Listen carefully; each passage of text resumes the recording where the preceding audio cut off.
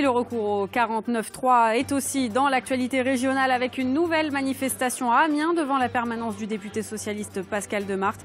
L'unité du PS est-elle en danger? Nous entendrons la position du premier fédéral du parti dans la Somme, Philippe Casier.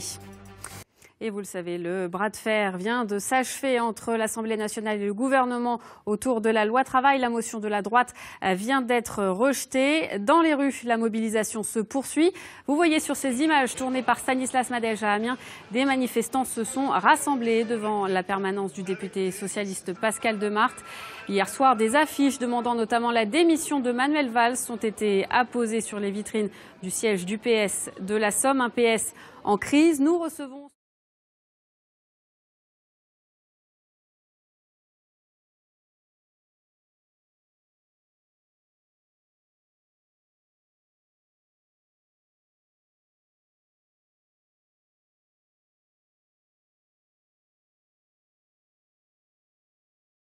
ce soir Philippe Casier, secrétaire de la Fédération socialiste de la Somme. Bonsoir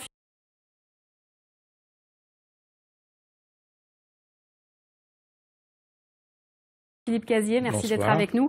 Vous avez été élu l'année dernière sur la motion des frondeurs, donc vous représentez l'aile gauche du parti.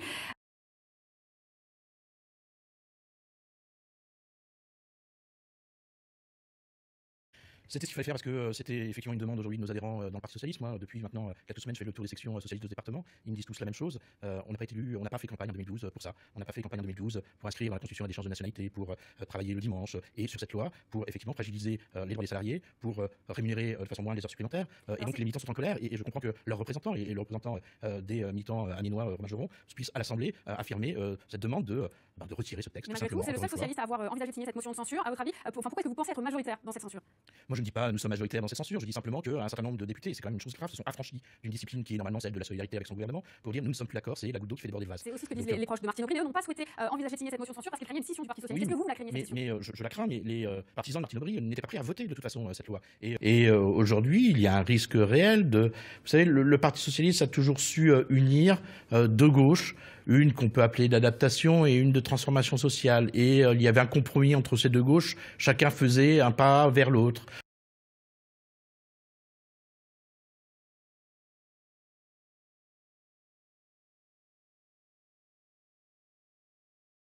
Pour l'une, on donnait les 35 heures. Pour l'autre, on pouvait effectivement détaxer les stock options, par exemple.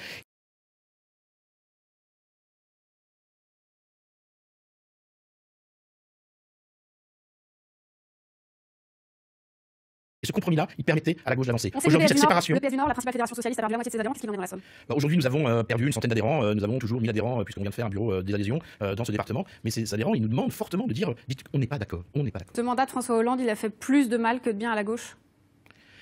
Le problème, c'est qu'il y a de très bonnes choses qui ont été faites quand on remet en place la formation des enseignants, quand on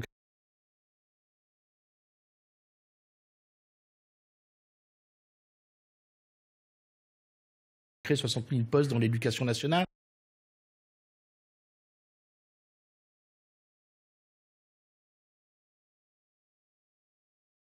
Je veux dire, tout ensemble, quand on généralise le tiers payant, c'est une bonne chose. Ce sont des mesures de gauche. Sauf qu'un certain nombre de mesures sont venues parasiter ce bilan.